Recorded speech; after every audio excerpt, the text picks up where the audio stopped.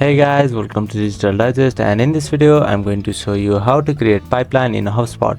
So to do that, first go to hubspot.com and log in with your account.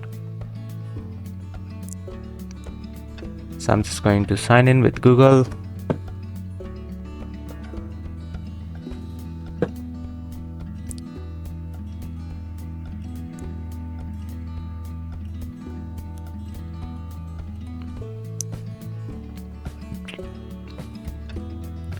Okay, so once you're in your account, on the left hand side you can see various options. Click on there.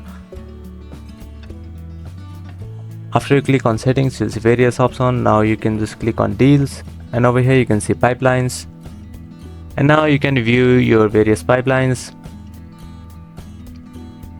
You can even create your own if you have a plan.